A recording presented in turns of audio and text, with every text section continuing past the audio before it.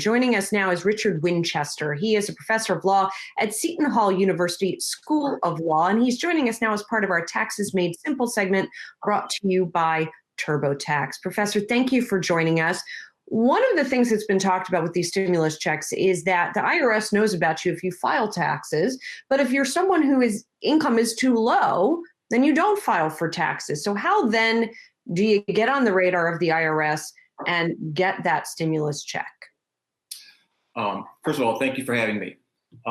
So the IRS just launched a new tool recently to allow people who don't file to provide the information that the agency will need to send them a check. So these are for all non-filers. That would include people that would not include people who are receiving Social Security, retirement, or disability benefits. Those people may not have to file right now, but the agency already has the information they need to provide those individuals with their money automatically. And they'll be receiving their stimulus checks the same way they receive their benefits. So if you are a non-filer who also does not receive Social Security, retirement, or disability benefits, you just go to this web portal called Enter My Payment Information Here. And you'll provide all the information they will need to determine your eligibility and to determine the amount of your check. This portal is also, yes, Adam? No, go on. You were about to say something. I wanted you to complete your thought. Yeah, so there's another group of people who should also use this portal. And that consists of the group of people who might be receiving Social Security benefits or retirement or disability benefits, but who may have a qualified child under the age of 17. Remember, these checks are $1,200 per person with a $500 addition for qualifying children under age 17. If you are receiving Social Security, retirement, or disability benefits, all the government knows is that you are receiving those benefits. And so they're going to base the amount of the check on you. They have no knowledge of the fact that you might have a child in your household. So if you want to get the full amount that you're entitled to receive, you're going to have to go to that app and input that information. This may seem like a silly question, but I am curious, if you get this money, is it subject to state taxes or it's free and clear? It's a little complicated, but for the vast majority of people, the answer is probably going to be no. It is very clear that this is not going to be subject to federal income tax. On the state tax side, every state is different. Most states just piggyback off of the federal system. However, there are variations. Each state has its own variation. And there is a very slight chance, right, that there may be a handful of states that allow you to deduct your federal income tax. And if you receive a credit, which is what this is, it's going to reduce that deduction.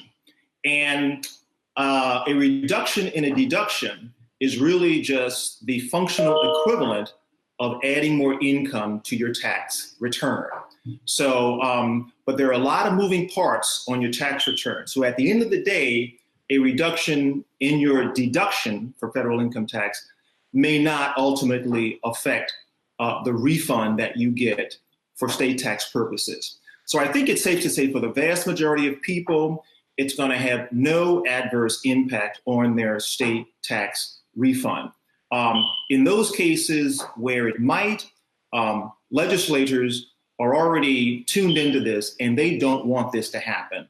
So the states where this might be an issue, it seems that they are taking steps to correct it.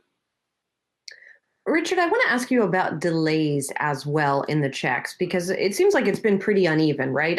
Anecdotally, I know people who've gotten it already, who haven't gotten it. There was some talk that perhaps the president himself wanting his signature on the checks might have delayed it. The White House pushed back against that. But are there any implications to that sort of lumpiness in the timing of these checks going out? Well, the IRS has indicated that they're doing this from the bottom up. So they're starting with the people first for whom they have direct deposit information, right? Those are the people who are going to be served first. So the sooner someone provides the IRS with that information, the better. And they're starting from the bottom up. So people with the lowest incomes working their way up. And of course, this program, you're entitled to the full amount, $1,200 per adult, if you're an unmarried individual making no more than $75,000 as adjusted gross income, phasing out at $99,000. So first, people who are going to get the full amount are going to be served first, and then they're going to work their way up the chain. People who are receiving supplemental security incomes will be in a second batch starting in May, all right? And then they're going to move to the paper checks. It's my impression that most people want to receive this money sooner rather than later. And because of shows like yours, there's a lot of attention being placed on the fact that if you want direct deposit, you need to provide your information to the IRS now. And you need to go to these web portals to do so. My thinking is at the end of the day, anyone who has a bank account is going to give that information to the IRS so that the IRS is not going to have very many paper checks with Mr. Trump's signature on it at the end of the day.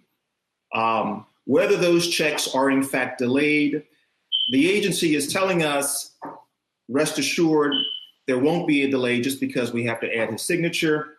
We will have to see.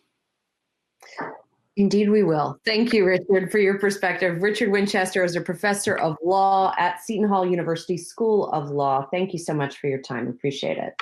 My pleasure. Hey investors, Zach Guzman here. Are you interested in learning more about the markets and getting the latest financial news? Well, then click right here to subscribe to our Yahoo Finance YouTube channel.